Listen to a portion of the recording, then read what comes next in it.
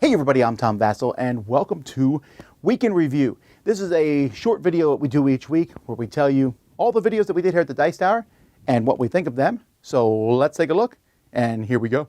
Hey everybody, I'm Z Garcia. Here's what I did last week. So I reviewed Lunar Base, which I rated a 5 out of 10. This is a really cool looking sci-fi game with some neat shaped cards, some great iconography, a really, again, kind of a neat vibe going on, but the gameplay I found less than interesting. It's a game that tries to do a lot of cool combos and various sort of neat combinations and tile placement with these cards. It all boils down to a lot of luck, for one thing, and then just a pretty basic race to 10 points of this kind or 4 points of this other kind, which is all just printed on cards. Collect them in front of you and bam, you win. The whole thing has promise, but didn't really click for me. It didn't work out the way I was hoping it would.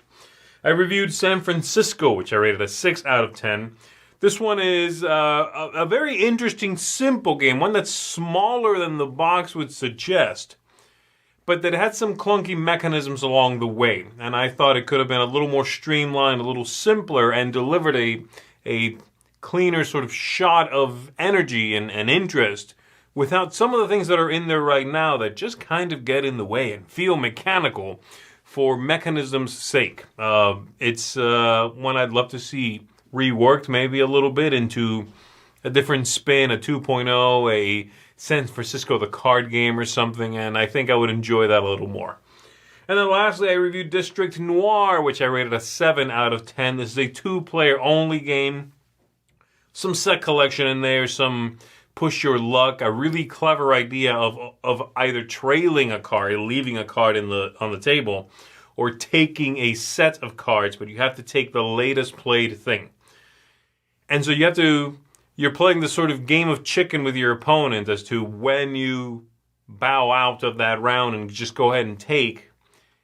And then you still need to continue playing out cards from your hand after that, allowing your opponent then, now that you've bowed out of that round, to maybe really claim some great things because you need to continue playing cards from your hand.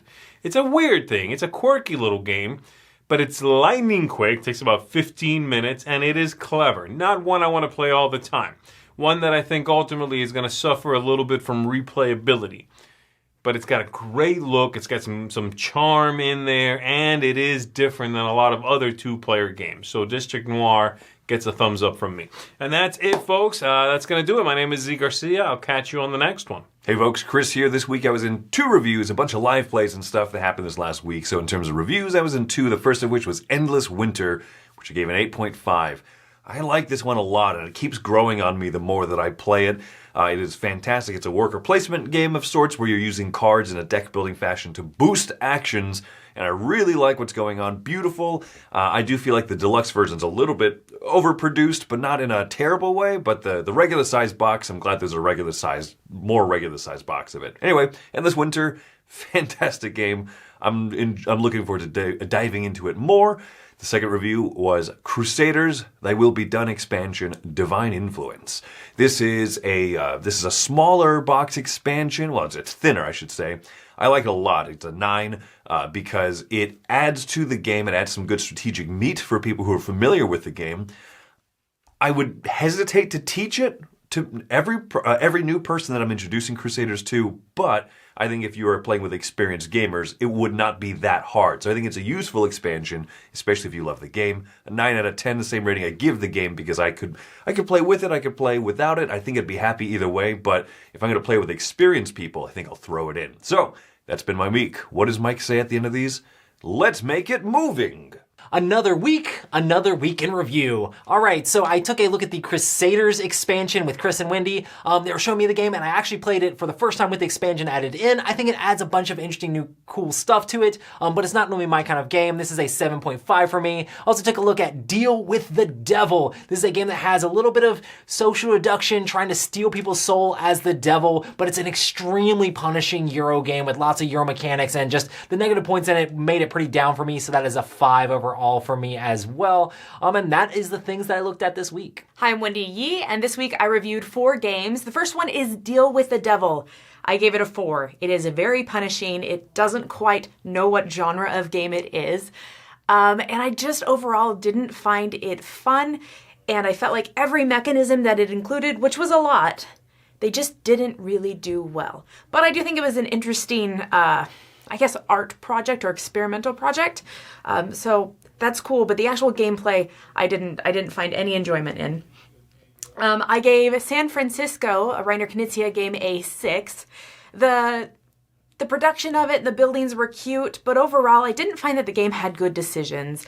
There's an interesting contract thing where as you're collecting cards, you can't take cards if you have collected too many cards recently, basically. But the mechanism never turned out quite right. I was hoping that it would be this one where you could make the choice of, do I want to collect cards right away when they're available, or do I want to wait and kind of grow my ability and my strength to get more? But it just didn't turn out that way, and so I found that it left the decisions very flat and not very interesting. Block and Key, I gave a 6.5. It's a 3D polyomino-ish game where you're building up and you're trying to score your different cards and different shapes and stuff from your perspective, not everybody else's perspective at the table. I really liked what was going on there. At the end of the day, I feel like there's more polyomino games that are better, and so I would probably end up playing those more likely. But I did enjoy Block and Key, and I enjoyed what was going on there, and especially the metal components were very nice. Finally, my last one is the Crusaders expansion. So Crusaders Thy Will Be Done expansion. Loved the expansion. I gave it an 8.5. I love the game as itself, and I feel like the expansion just fits right up there with it. It adds a little bit more for the influence action. It adds a little bit more setup too. So it's interesting how it makes the board more interesting, that you can just sit on a spot and do a lot of stuff instead of having to move constantly and taking actions in specific turns to move. So I like it lets you do more. The buildings that they add are very interesting. They create something else to do on those same spaces, but they also let you put more on a single space because they can have companion buildings. So there's a lot of really interesting things going on there. I love the way it scores, but it also keeps its like 45-minute to an hour time limit, so it still moves very quickly, very smoothly. Love the engine building, the Mancala mechanism, all of those like basic things. It keeps the core of what it is, and it just adds more deliciousness.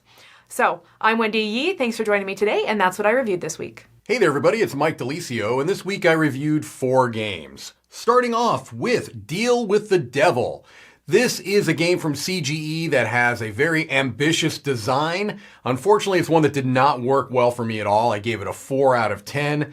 It's a very long game. You need exactly 4 players. It's an app-integrated game, which I don't have a problem with at all. The biggest issue I think I have with the game is twofold. One, it felt very, very punishing. Just no fun in the game for me. And 2, I felt like most of what you were doing is gathering resources, using those resources to build buildings.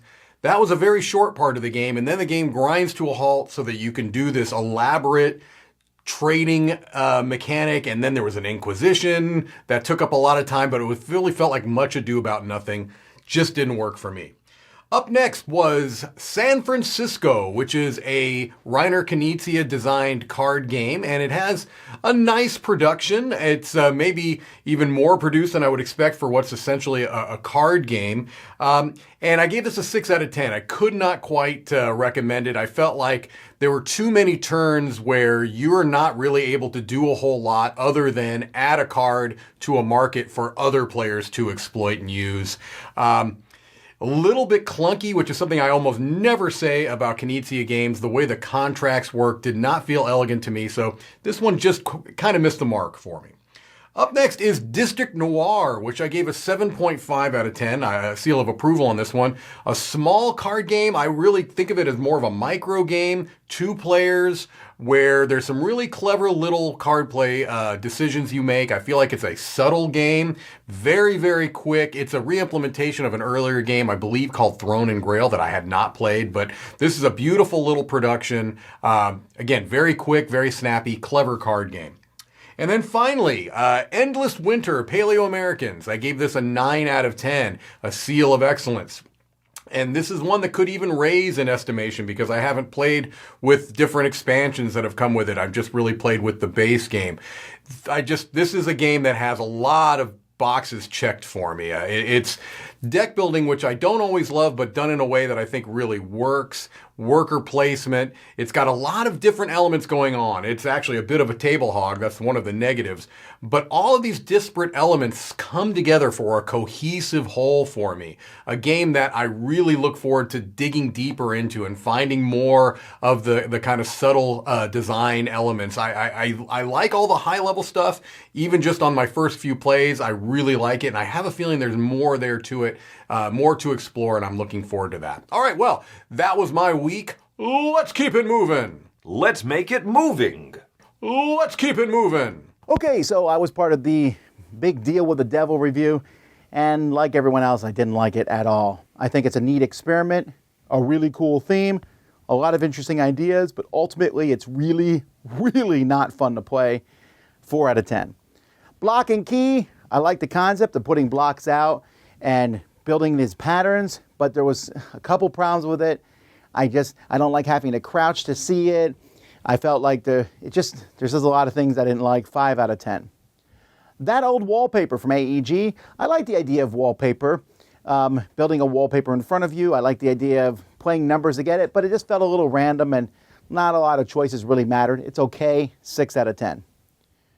Oneironauts, or however you pronounce this game, a party-style game in which it's cooperative and you're all playing a Dixit-style card and then putting a random one in and everyone's trying to guess which one's the random one. That's fun. 7 out of 10. I took a look at the Movie Star expansion for Picture Perfect. The small expansion, but adds a lot of, well, not a lot, but just a little bit of changing in there, especially with who people are talking to. 7 out of 10. Endless Winter. Big giant game, very anticipated. A lot of mechanisms, very clinical, following procedures, but great art, great theme, and a very solid gameplay. 8 out of 10. And Ghost Love Candy. This one I gave a 7 for kids specifically. This is about your being ghost scaring kids. Great artwork, lots of fun. Definitely a lighter family weight game. The majority of this week we did We'll Play It Live. So we played a lot of big games and just different games for you to see. Some of them we reviewed this week, some we'll be reviewing in the future. I also did a Kickstarter look back where I take a look at all the Kickstarter games that we played. And of course we did our live shows, our second episode of Board Game Smorgasbord, Board Game Breakfast, top 10 ridiculous games. So lots of fun things for you to check out. If you want to see the full videos, in the description of this video, there's a link where you can click on them. Until next time though, I'm Tom Vassell and you've been watching Week in Review on the Dice Tower.